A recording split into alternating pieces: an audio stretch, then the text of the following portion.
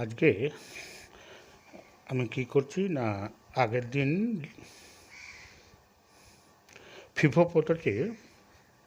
FIFO মেথডে কীভাবে laser account করতে হয় সেটা দেখি। আর আজকে আমি কি দেখাবো না, লিফো মেথডে কীভাবে, অর্থাৎ লাস্ট ইন ফার্স্ট আউট, এই মেথডে কীভাবে এটাকে প্রবলেমটাকে বা স্টোর লেজারটাকে কীভাবে মেনটেন করা হয় সেটা দেখাও। প্রথমে একটা প্রবলেম দিই, সেই প্রবলেমটা দেখো, এই প্রবলেমটার অনুযায়ী তোমাদের এটা হবে। প্রবলেমটা কি না, from the following transaction prepare store ledger account using the LIFO method.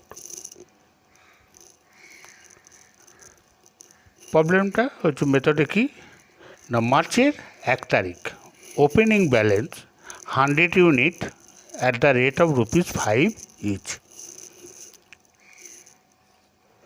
6 তারিখ receive 500 units at the rate of ₹6 each. 20 তারিখ ইস্যুড 300 ইউনিটস, 300 ইউনিট। 25 তারিখ ইস্যুড 200 ইউনিটস। 26 তারিখ received 500 unit at the rate of ₹5 each. 28 তারিখ issued 300 unit. আর 30 তারিখ issued 250 units.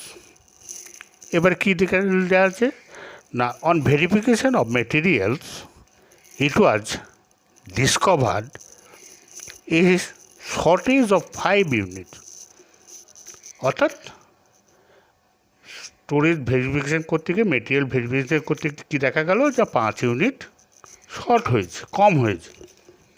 This was done on 29th March. এটা হয়েছে কবে, এটা করা হয়েছে কবে না, 29শে March.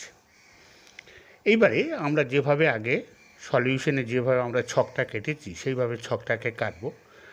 Description of material, code number, bin card number, store ledger, folio number. এদিকে ম্যাক্সিমাম লেভেল, মিনিমাম লেভেল আর রিঅর্ডার লেভেল আর রিঅর্ডার কোয়ান্টিটি। বেশ, এবার দেখো কীভাবে অঙ্কটাকে করা হচ্ছে। Store ledger account under LIFO method, অর্থাৎ লাস্ট ইন, অর্থাৎ যেটা শেষে এসেছে সেটা আগে আউট করা হবে। ছকটা যেমন আছে, রিসিভড, ইস্যুড আর ব্যালেন্স। এটা কি না, প্রথমে ডেটের পর GRN নাম্বার, কোয়ান্টিটি, রেট। GRNটা কি না, গুড রিসিভড, কি গুড রিসিভড নোট। আর SRN স্টোরড রিকুইজিশন নোট। এই GRN আর SRN টোটাল কোয়ালিটি ব্যালেন্স। এইবারে দেখো ওপেনিং ব্যালেন্স, প্রথমে ছিল ওপেনিং ব্যালেন্স 100 ইউনিট অফ ₹5। তাহলে মার্চের 1 তারিখ আমি করছি কি না, রিসিপ্টে কিছু নেই, রিসিপ্টে আমাদের কিছু নেই।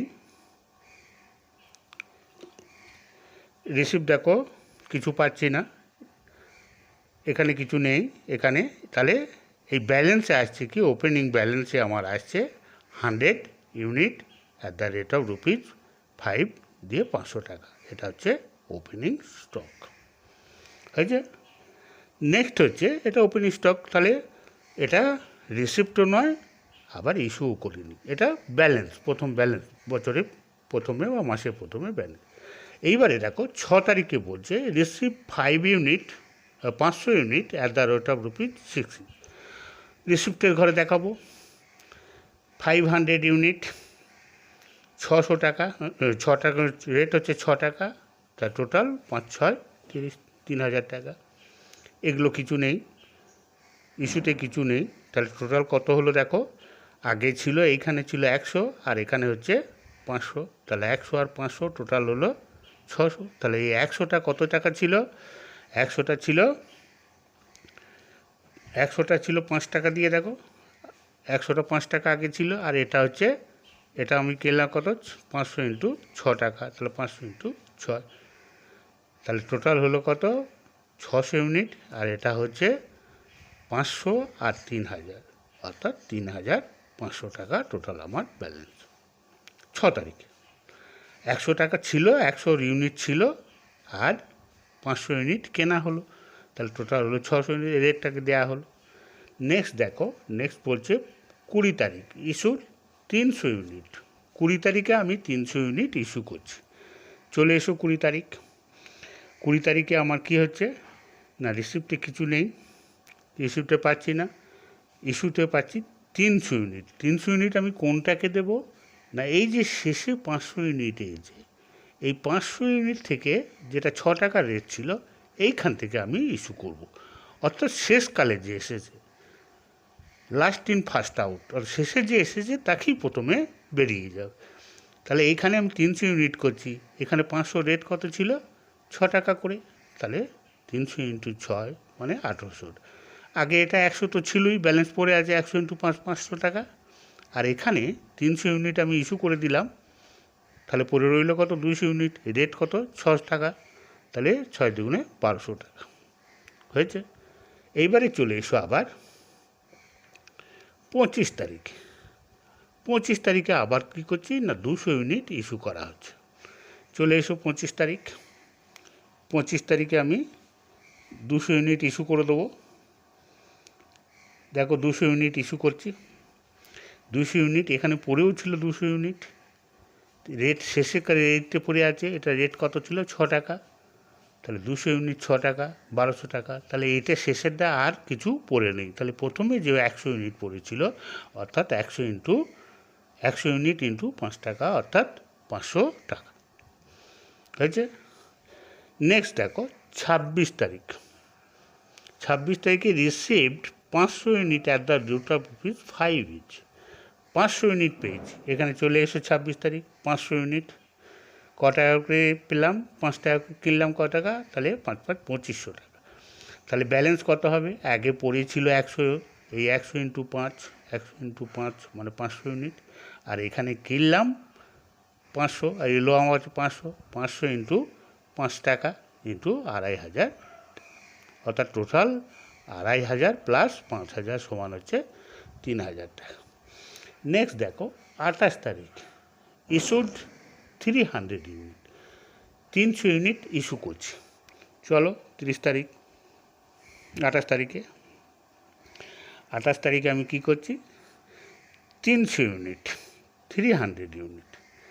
তাহলে শেষে কত ছিল?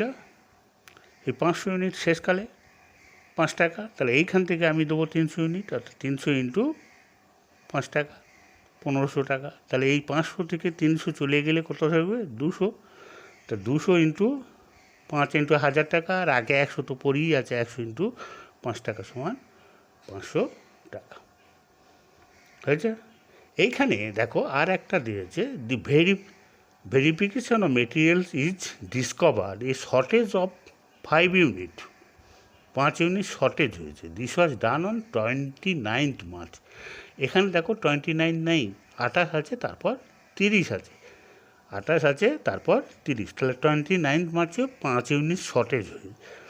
তাহলে এই যে শর্টেজ হলো, এই শর্টেজটাকে আমি কি করব না, এই শর্টেজটাকে আমি রিসিপ্ট দেখাতে পারবো না। শর্টেজটা মানে আমাকে ইস্যু দেখিয়ে দিতে হবে, অর্থাৎ মাল পার্টি কমে কিছু এদিক ওদিক হয়ে গেছে 5 ইউনিট, সেটাকে আমাকে ইস্যু হিসাবে দেখাতে হবে।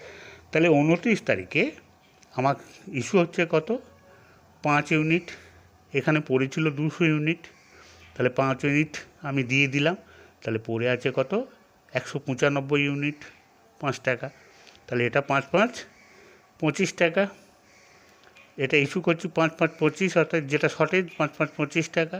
তাহলে 200 থেকে 5 ইউনিট দিলাম, 100, আর আগে তো 100 পড়েই ছিল, 100 ইন্টু 5, তাহলে টোটাল হলো 500 আর 975। 1000 টাকা থেকে 25 টাকা বাদ গেলে 975। এইবারে চলে এসো আবার 30 তারিখে ইস্যুড 250 ইউনিট, 250 ইউনিট ইস্যু করছি 30 তারিখে। চলে এসো 30 তারিখ। 30 তারিখে ইস্যু করছি কত,